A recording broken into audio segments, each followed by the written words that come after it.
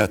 Şimdi Necdet Atay tabii Rojava Kürdistan'a yönelik saldırının birçok nedeni var. Yani bu nedenlerden işte Sünni bir eksen kurma, Irak'a sarkma, İran meselesi var, İsrail'in güvenlik meselesi var. Bunun ötesinde şu da vardı tabii. Rojava Kürdistan'ını minimalize etmek veya mümkünse ortadan kaldırmak ve Suriye'de merkeziyetçi bir devlet kurmak. Tabi Suriye sosyolojisine baktığımız zaman Kürtler dışında işte Aleviler var, Dürziler var, Ermeniler var, Asuri Süryaniler var. Bu merkezi yapıyı kabul etmeyen laik seküler Araplar var, aşiretler var, birçok iç içe geçmiş yapılar var. Şimdi bu saldırıların kırılması, yani soykırım saldırılarının başarısıza uğratılması ve 30 Ocak'ta bir mutabakatın imzalanması şu anlama geliyor mu? Suriye yönetimi, Suriye'deki HTŞ yönetimi merkezi bir devlet kuramaz.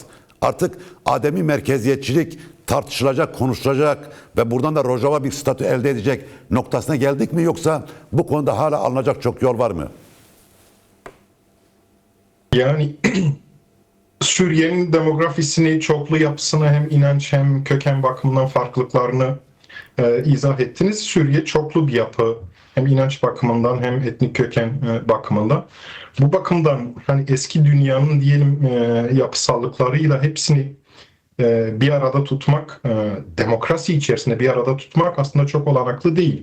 Yani modern dünyanın diyelim bir kriz yaşadığını hepimiz biliyoruz. Çok detaylı anlatmıyorum ama iki başat paradigma söz konusu. Bir, hani daha minimal grupların da kendini ifade edebileceği, daha teritoryal, bölgesel, federal yapıları çözüm olarak gören bir paradigma var. Öbür paradigmada şimdi konjonktürel olarak şu momente moda olan, trend olan işte yine eski ulus devletlerin reorganizasyonuyla merkezi hükümetlerin bütün periferiye, çevreye, herkese etkisini ve egemenliğini hissettireceği şekilde tekrar eski ulus devletin modernizasyonu diye tarif edeceğimiz bir paradigma. Şimdi Suriye'de eski paradigma dayatılıyor. Yani merkezi bir hükümet ve Alevileri de, işte Dürzileri de, Kürtleri de, Sünni ve cihadist Arapları da hepsini bir potada eritebilecek bir merkezi egemenlik. Evet, kurulabilir, zorun gücüyle kurulabilir ama demokratik olmaz. Nihai çözüm olmaz. Çünkü sürekli o kazan kaynamaya devam eder. Dolayısıyla an itibariyle de zaten mevcut rejim geçici bir rejim. Yani ne anayasası var ne herhangi bir düzeni var. Bir hukuku söz konusu değil. Kurumu ve kuralları çok oturmuş değil an itibariyle.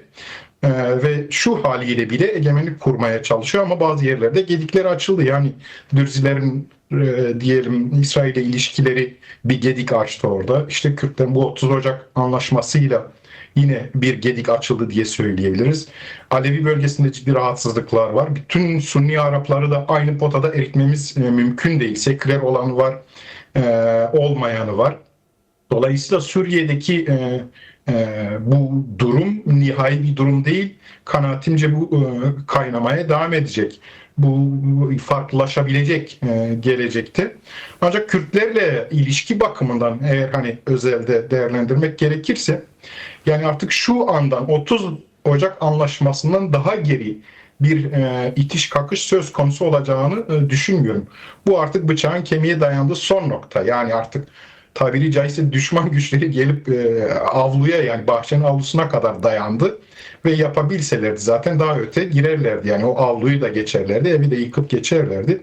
Dolayısıyla Kürtler hem direniş kararıyla hem de Kürtlerin ve Kürtlerin dostlarının bütün dünyada ayaklanmasıyla birlikte bu saldırılar an itibariyle durdu, bir anlaşmaya döndü. Bu anlaşma sahada realize edilmeye çalışıyor. Evet, aksilikler çıkıyor. Belki zaman alan boyutları da olacak ama görünen o ki yani Kürtler ve merkezi hükümet ilişkisi bakımından bu en dip noktadır. Yani Kürtler aleyhine daha öte bunu çekmek çok olanaklı değil. Zorlamalar olabilir kuşkusuz, saldırılar da olabilir. Mevcut dediğim gibi Ama bir anayasada söz konusu olmadığı için. Şöyle düşünmek de gerekiyor. Yani tabii bu çok enteresan bir durumla karşı karşıyayız. Yani Kürtlerin toplumsal projesiyle cihadistlerin toplumsal projesi mıknatısın iki ucu gibi. Yani biri artı biri eksi uç. Yani iki tane atom bombasının çarpışması gibi bir şey yani. Burada tabii sadece yani zorda olan Kürtler mi, yoksa karşı tarafta da ciddi zorluklar yaşanması muhtemel mi? Çünkü onların da Kürtlerin demokratik modellerini içine sindirmesi, işte kadın meselesinde, diğer inanç gruplarının eşitliği meselesinde, dil meselesinde, kültür, sivil haklar meselesinde, yani HTŞ bu tsunami'ye ne kadar dayanabilir sence? Ya kuşkusuz bu iki suyun birbirine karışması hiç olanaklı değil yani. Ancak hani bir setle karışmamaları sağlanabilir ki orada gerilim üremesin, çatışma üremesin diye.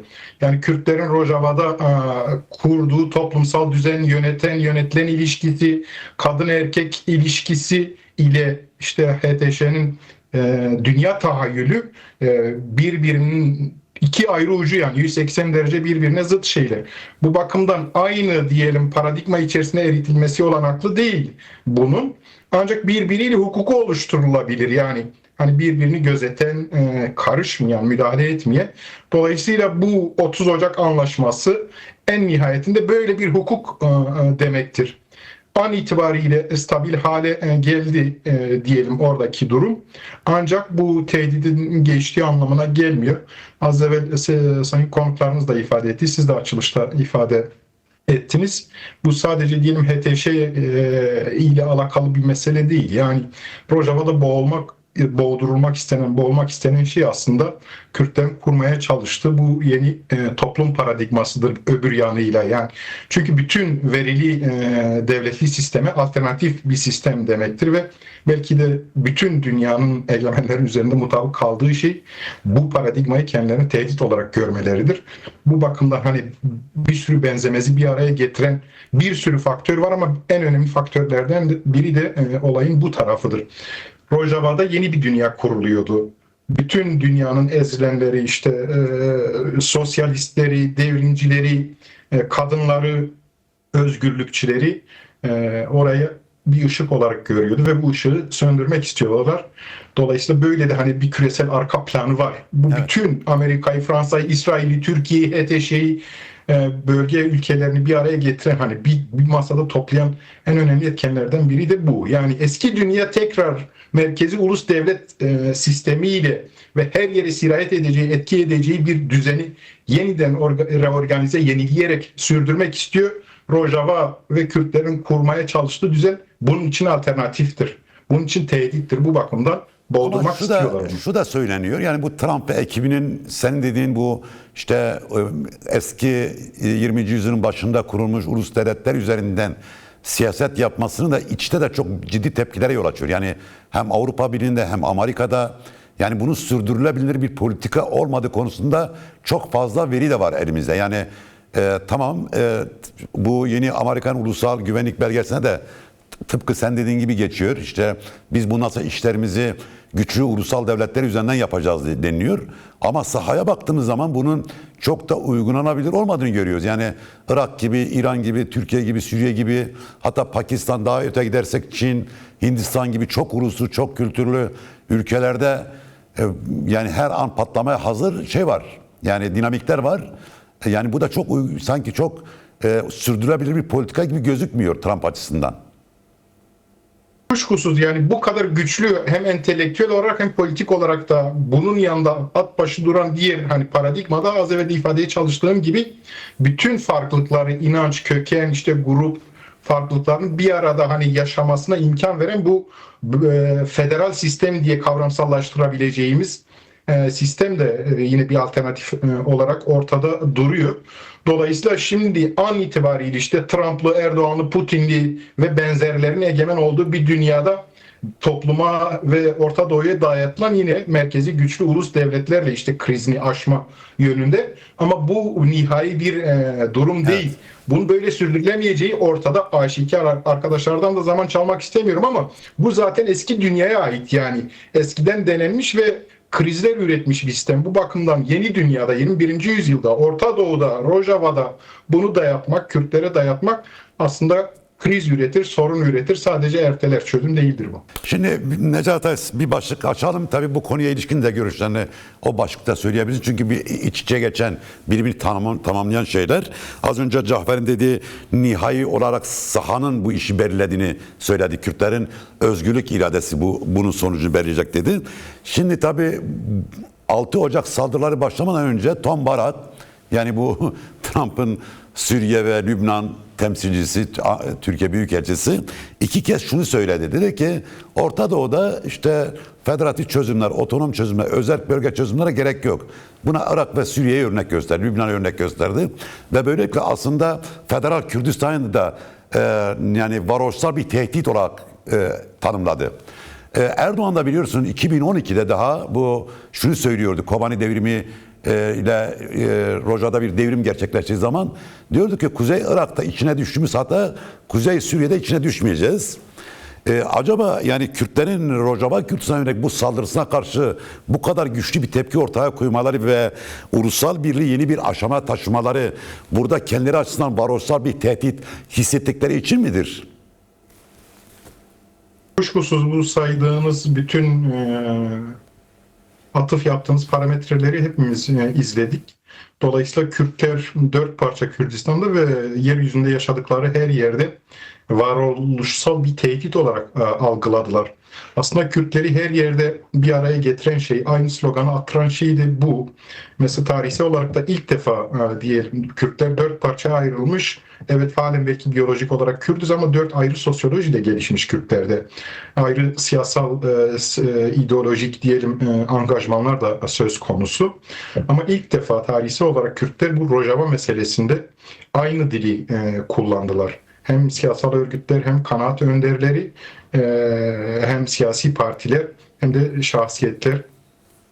Aynı zamanda hem Başur'da, Bakur'da, Rojava'da, Rojalat'ta ve bütün diasporada aynı slogan atıldı. YK, YK, YK, Kürdistan YK diye. Yani tehdit varoluşsal olarak algıladı Kürtler. Sadece Rojava özelinde değil. Bunu sokaktaki Kürt de böyle algıladı. İşte kendi sarayında oturan Kürt de böyle algıladı. Bu bakımdan korku ortaklaştı. Korku ortaklaşınca reaksiyon da doğal olarak ortaklaşıyor. Dolayısıyla çok tarihsel bir süreçtir aslında. Bu Kürt siyasi partilerinde muazzam bir siyaset alanı da açıyor aynı zamanda. Belki ileriki günlerde bunu tartışacağız ama ilk defa hem Kürt sokağı bu kadar birbirine yaklaştı. İlk defa Kürt siyasal hareketleri ve siyasi önderleri benzer diller kullandılar ve benzer pozisyon aldılar.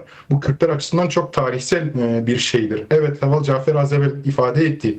Kuşkusuz yani hani temel tetikleme ve temel motivasyonu sağlayan sahadaki güçlerin özgürlük iradesidir. Dolayısıyla 18 Ocak dayatması sonrası Mazlum Abdi'nin Şam'a gidip 19 Ocak'ta dönüp direniş kararını söylemesi, silahını kuşanması bütün hayatın seyrini değiştirdi.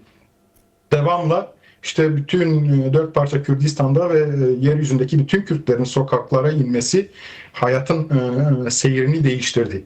Bahsettiğim az evvel bütün Kürt siyasi partilerin ve şahsiyetlerin de benzer korkuyu hissetmesi, benzer reaksiyonları göstermesi, ortak pozisyon alması, tehdidi varoluşsal olarak algılaması Kürtleri birbirine yaklaştırdı ve muazzam bir sinerji güç doğdu bundan. Ve bu şekilde diyelim 30 Ocak anlaşmasına giden yol açıldı. 18 Ocak Erbil'deki toplantıda Tom Barak Amerikan adına bir dayatmada bulundu ve diplomasi yolu da kapalıdır. Bundan ötesi yok. Ya kabul edersiniz ya da Türkler de girer, bir kurşun da atmayız sizin için ve işte HTŞ de girer diye söyledi. Ama o direniş kararı ve halk diyelim ayaklanması bütün bunun seyrini değiştirdi ve yeniden diplomasi yolunu açtı. Tekrar ateşkesler uzatıldı. Erbil'de görüşmeler oldu. Sonunda 29 Ocak'ta Şam'da bir anlaşma gerçekleşti. Dolayısıyla Kürtler tehdit kendilerine bütün Kürtler ideolojisi, sosyolojisi, sınıfı ne olursa olsun, inancı ne olursa olsun Kürtler tehdidi varoluşsal olarak algıladıklarında ortak pozisyon alıp ortak ses çıkarınca yaşamın seyrini değiştirdiler an itibariyle. Bu dediğim gibi bundan sonrası için de aslında Kürtler için hem politik yani diplomatik mahsada hem de sahada eğer sonuçlar çıkarımlar üretirlerse, ortak diplomasi, ortak savunma gücü gibi çıkarımlarda bulunurlarsa, çözümlere giderlerse bu Kürtleri artık parça siyaseti değil de bir bütün siyaseti yürütmeleri halinde müthiş bir alan da aynı şekilde açıyor. Çünkü Kürtlerin bütün komşular işte Irak'ı, İran'ı, Türkiye'si, Suriye'si. Suriye'de evet belki bir dönüşüm gerçekleşti. Irak'ta yıllar önce belki gerçekleşti. Ama halen özünde değişen yöneten yönetilen ilişkisi işte iktidar ve toplum ilişkisine baktığımızda eskin bir nevi reorganizasyonudur. Yani Evet. özünde değişen demokratikleşen bir şey yok. Bu bakımdan Kürtler bu haliyle bütün davranmalar halinde Orta Doğu'da hem diplomaside hem de sahada etki güçlerini artırabilirler. Müthiş bir alan açıyor. Ben inanıyorum ki Kürtler bunu gördü. Yani hani sadece biz beşimiz, dördümüz değil de bizi izleyenler de gördü. Aynı zamanda siyasi partilerimiz, kanaat önderlerimiz onlar da gördü. Bundan sonuçlar çıkaracaklardır diye umut ediyorum. Medya meselesini açalım, bir başlık olarak açacağız yani orayı. Bunu konuşalım, kesinlikle onu açacağız çünkü onu önemli buluyorum. Şimdi Necdet, sen nasıl bakıyorsun? Yani tabii Kürt sorunu sadece Türkiye'yi ilgilendirmiyor. Bölgesel bir sorun ve uluslararası bir sorun. Biliyorsun Saddam Enfal diye bir soykırım politikası uyguladı. 1985, 86, 88 Halepçe katliamının zirvesiydi. 180 bin insan yaşamını yitirdi, katledildi. Ama Saddam'ın sonunu gördük. Baas rejimi Esad Kürtlerle hiçbir şekilde diyalog kurmadı. Hiçbir şekilde Kürtlerin kolektif haklarına saygı göstermedi. Sonuç olarak bir gece kaçmak zorunda kaldı. İşte HTŞ'nin durumu da ortada. Yani aslında şu anda kravat takıldı da ama çok da Colan'ın geleceği parlak değil. Bu Türkiye böyle bu kadar kendisine güvenerek Kürt karşıtlığını sürdürme konusunda özgüvene sahip gibi görünüyor. Buradan yara almadan çıkabilir mi? Yani Ankara bu politikasını sürdürülebilir bir politika mıdır? Bu konuda ne demek istersin? Yani tabii uzun uzadıya girmeyeceğim ama bu Cumhuriyet'in kuruluşu hani Kürtlerin inkarı üzerine bina edilmiş yani ve yaklaşık 100 yıldır Kürtlerin inkar ediliyor. Paralel olarak da asimile edilmeye çalışılıyor. Kürtlüğe dair kim ne zaman tek başına ve örgütlü olarak bir talepte bulunsa veya bir mukavemet gösterse bu devletin zoru ve hatta idamıyla, öldürülmesiyle karşı karşıya kalıyor. Dolayısıyla bu paradigma değişikliği çok kolay bir iş değil devlet açısından ama 100 yıl sonra an itibariyle dönüp baktığımızda hani Kürtlerle artık yeni de bir hukuk oluşturma arayışından da bahsetmek mümkün. Dolayısıyla hani böyle çok geri çekilmeden de ama bu yaşadığı krizi, Kürtlerle yaşadığı krizi, özellikle bu 40-50 yıllık mücadelenin yarattığı diyelim etki ve Orta Doğu'da paralel olarak devam eden işte bu yeniden dizayn sürecin yarattığı etkiyle Kürtlerle yeniden bir hukuk oluşturmaya çalıştığı arayışını da görüyoruz. İşte bu çözüm süreci dediğimiz şey müzakere her adına ne dersek diyelim. Dolayısıyla bir hani klasik paradigmasından biraz geri çekilen ve yeniden bir paradigma değişikliği arayışından bahsedebiliriz.